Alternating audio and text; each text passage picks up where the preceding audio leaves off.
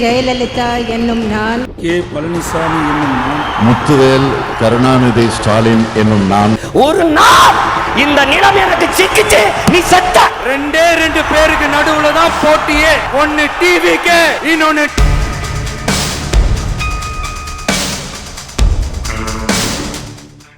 வணக்கம். வாய்மை அரசியல் அறிவோம். இந்த வீடியோவில் நம்ம விழுப்புரம் மாவட்டத்தில் இருக்கக்கூடிய 8 சட்டமன்ற தொகுதியில் பார்க்க போகிறோம். செஞ்சி, மயிலம், திண்டிவனம், வானூர், விழுப்புரம், விக்கிரவாண்டி, திருக்கோவிலூர் இந்த தொகுதியெல்லாம் நம்ம பார்க்க போகிறோம். இந்த தொகுதியில் இதுக்கு முன்னாடி யாரெல்லாம் வென்றார்கள், வெற்றி பெற்றிருந்த எந்தெந்த கட்சியெல்லாம் வெற்றி பெற்றிருந்தாங்க, தற்போது யார் வெற்றி பெற்று எம்எல்ஏவாக இருக்கிறாங்க, அடுத்து வரக்கூடிய உத்தேச கல வேட்பாளர் லிஸ்ட்டில் யாரெல்லாம் இருக்கிறாங்க, ஒவ்வொரு தொகுதியிலும் எஸ்ஆர் படிவத்து மூலிமா எத்தனை நம்பர் ஆஃப் வாக்காளர்கள் வந்து ரிமூவ் பண்ணியிருக்காங்க, இதெல்லாம் பார்க்க போகிறோம். அது மட்டும் இல்லாமல் இந்த தொகுதியை பொறுத்தளவு ஒரு முக்கியமான தலைவர்கள், திமுக சேர்ந்த பொன்முடி முன்னாள் அமைச்சர், அடுத்து சி.வி. சண்முகம் அதிமுக சேர்ந்த முன்னாள் அமைச்சர் மற்றும் செஞ்சி மஸ்தான், இந்த மாதிரி முக்கியமான தலைவர்கள்லாம் இந்த போட்டியில் இந்த தொகுதியெல்லாம் இருக்கிறாங்க, இந்த மாவட்டத்தில் இருக்கிறாங்க.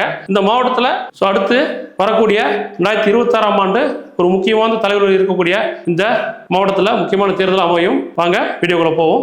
செஞ்சி சட்டமன்ற தொகுதி 2016ஆம் ஆண்டு KS மஸ்தான், திமுகவை சேர்ந்த KS மஸ்தான் வெற்றி பெற்றார். 2021ஆம் ஆண்டு மீண்டும் KS மஸ்தான், செஞ்சி மஸ்தான் வெற்றி பெற்று தற்போதைய சிட்டிங் எம்எல்ஏவாக உள்ளார். ஸோ செஞ்சி தொகுதியை பொறுத்தளவு உங்களுக்கு அதிக முறை திமுக வென்றுள்ளது, 9 முறை திமுக வென்றுள்ளது. அடுத்து 3 முறை காங்கிரஸ் வென்றுள்ளது, 1 முறை அதிமுக, 1 முறை பாமக, 1 முறை சுயேட்சை, 1 முறை தமிழ்நாடு உழைப்பாளர் கட்சி வென்றுள்ளது.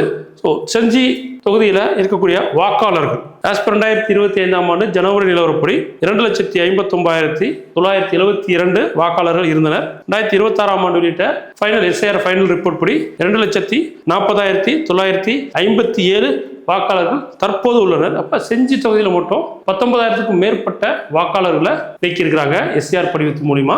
செஞ்சி தொகுதியில உத்தேச கல வேட்பாளர் டிஎம்கேல மீண்டும் சிட்டிங் எம்எல்ஏ KS மஸ்தான் போட்டியிட விரும்புகிறார். அப்புறம் விஜயகுமார் ஒன்றிய செயலாளர், ஆனந்த் மாவட்ட இளைஞரணி அமைப்பாளர், ஸோ இவங்க போட்டியிற்கு விருப்பம் தெரிவிச்சிருக்காங்க. ஏடிஎம்கேல KP கந்தன், பிருத்திவிராஜ் மாவட்ட எம்ஜிஆர் இளைஞரணி செயலாளர், வேலவன் வழக்கறிஞர் பிரிவு செயலாளர், இவங்க 3 பேரும் ஏடிஎம்கேல போட்டி போட விருப்பம் தெரிவிச்சிருக்காங்க. வாக்கு வங்கி வன்னியர் மற்றும் பட்டியல் சமூகத்தினர் இந்த தொகுதியில் அதிகமாக இருக்கிறாங்க. தற்போதைய நிலவரப்படி செஞ்சி தொகுதி திமுகவுக்கு சாதகமான தொகுதியாக உள்ளது. சட்டமன்ற தொகுதி மயிலம் 2016ஆம் ஆண்டு R. மாசிலாமணி திமுக சேர்ந்தவர் வெற்றி பெற்றார். 2021ஆம் ஆண்டு S. சிவகுமார் பாமக சேர்ந்த S. சிவகுமார் வெற்றி பெற்று தற்போதைய சிட்டிங் எம்எல்ஏ. மயிலம் தொகுதி இதுவரை 3 முறை தேர்தல் நடந்துள்ளது.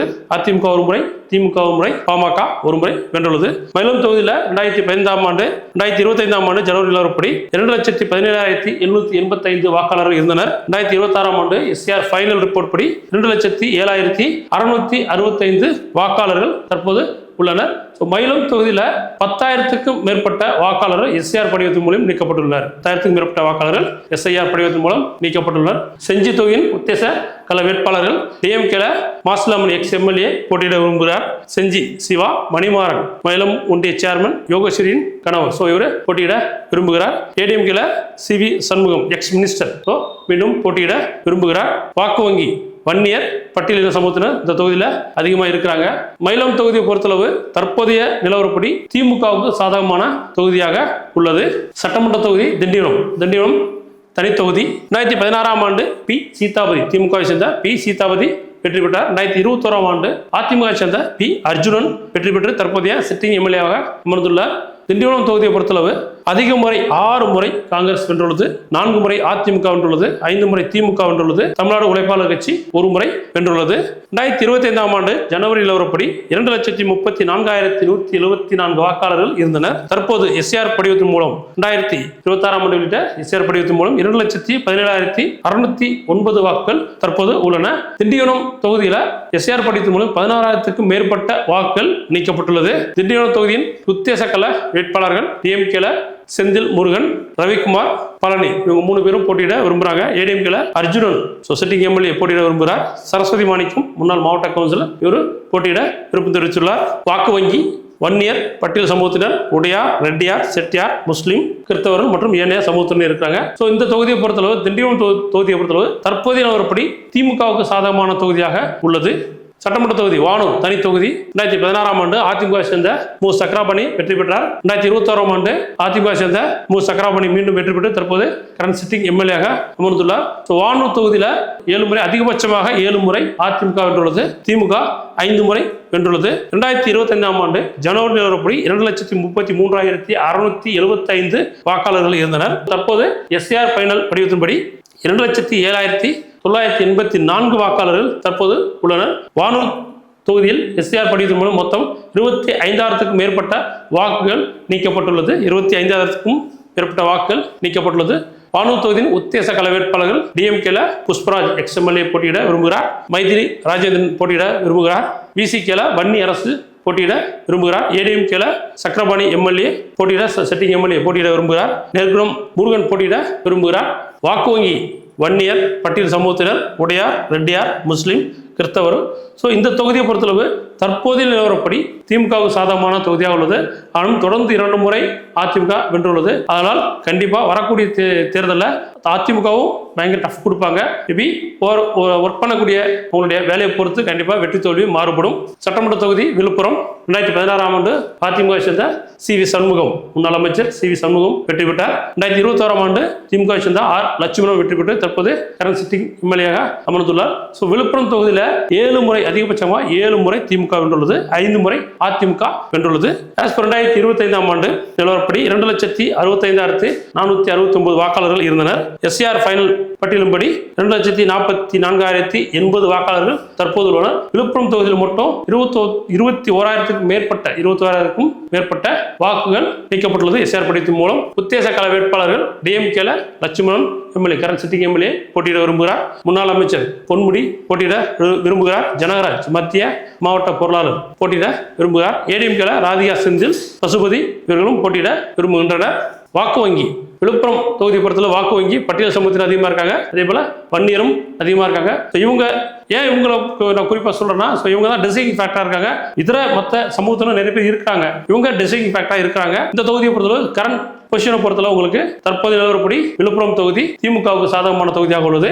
அடுத்த சட்டமன்ற தொகுதி விக்கிரவாண்டி சட்டமன்ற தொகுதி 2016ஆம் ஆண்டு ஆர் முத்தமிழ் செல்வன் அதிமுக சேர்ந்தவர் வெற்றி பெற்றார். இடைத்தேர்தல் வந்தது. இடைத்தேர்தலில் 2021ஆம் ஆண்டு என் புகழேந்தி திமுக சேர்ந்த வெற்றி பெற்றார். மீண்டும் இடைத்தேர்தல் வந்தது. 2024ஆம் ஆண்டு அன்னியூர் சிவா, திமுக சேர்ந்த அன்னியூர் சிவா வெற்றி பெற்றார்.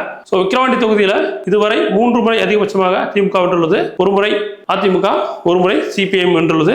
2025ஆம் ஆண்டு ஜனவரி நிலவரப்படி 2,42,622 வாக்காளர்கள் இருந்தனர்.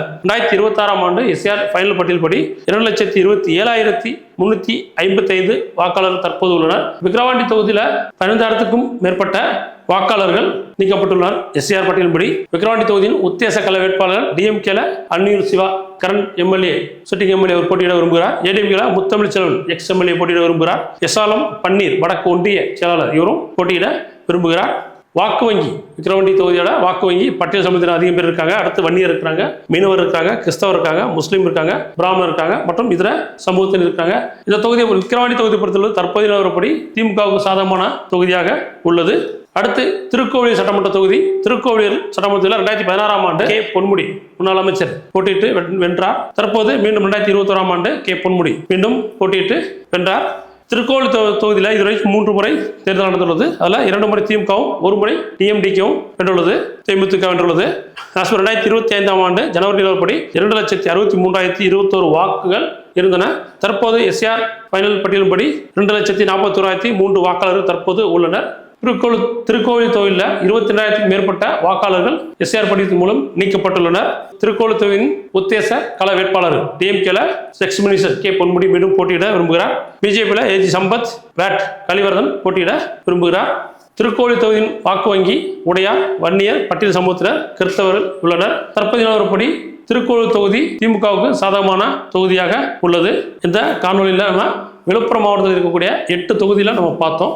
8 தொகுதியில் இதுக்கு முன்னாடி யாரெல்லாம் வென்றாங்க, இந்த கட்சி எத்தனை முறை வென்றிருக்குது, தற்போது யார் வென்று கரண்ட் சிட்டிங் எம்எல்ஏ இருக்கிறாங்க, அடுத்து வரக்கூடிய தேர்தல் யாரெல்லாம் உத்தேச கள வேட்பாளர் லிஸ்ட்டில் இருக்கிறாங்க. அதுவும் இல்லாமல் உங்களுக்கு எஸ்ஆர் படிவத்தின் மூலிமா எத்தனை வாக்காளர்களை ஒவ்வொரு தொகுதியும் நீக்கம் பண்ணியிருக்காங்க, இதெல்லாமே இந்த வீடியோவில் பார்த்தோம். அடுத்து வரக்கூடிய மாவட்டத்தில் உங்கள் தொகுதியை சந்திக்கிறேன். நன்றி, வணக்கம்.